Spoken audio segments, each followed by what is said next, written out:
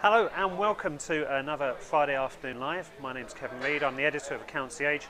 I'd like to welcome you to what is going to be our last show in Soho for our Friday Afternoon Live Periscope broadcast because we're all sloping off to move to Hammersmith with our wonderful new owners, Contentive. So yeah, this is the last knock-ins for Soho for us.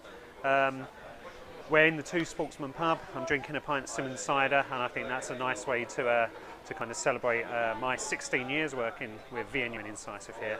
Enough, before I get too teary, let's talk the talk. What are we going to discuss today? We're going to talk about Baker Tilly's rebrand finally to RSM, and we'll also discuss the EU making a push towards tax equalisation across member states. So let's start off at the beginning.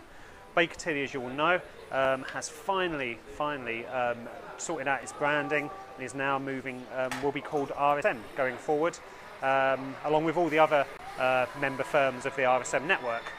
So how have we got to this point? It's kind of quite a strange turn of events actually, if you think about it. So Baker Tilly in the UK bought RSM 10 on when RSM 10 on was on its uppers in administration a couple of years back. Soon after that period, Baker Tilly announced that it would actually be moving from the Baker Tilly International Network over to RSM. Bear in mind, of course, that Baker Tilly UK had actually formed the Baker Tilly International Network and to this day still owns the brand. What questions does this raise? Well, I think if I worked at Baker Tilly, I'd ask myself, you know, we've made two quite opportunistic moves in terms of the RSM 10 on acquisition and the move to the RSM network. Where does that fit with Baker Tilly's grand strategy? You know, how much navel gazing went towards making these decisions, and where's the next? What's the next chapter? What's the next instalment? And if I worked within Baker Tilly International, I think to ourselves, well, can we have the rights to the international brand, please? There's also an undertone, I think, that if Baker Tilly UK, which obviously is now called RSM, if they're committed to the RSM network, why would they retain the rights to the brand?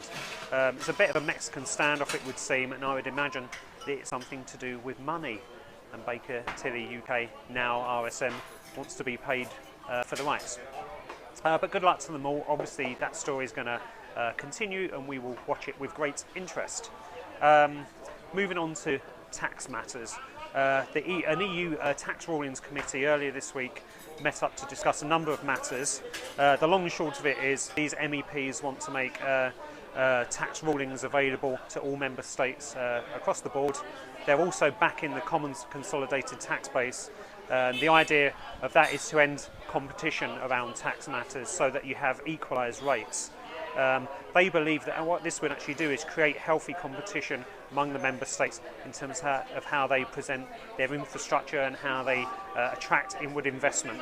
The timing of this is quite interesting, of course, because this week we've also had the World Bank produce its survey about countries to do business with, and the UK has moved from 8th to 6th. And obviously part of that is to do with how the UK deals with tax matters, and you know, has quite attractive corporate tax rates and encouragement for inward investment and research and development, and obviously patent box.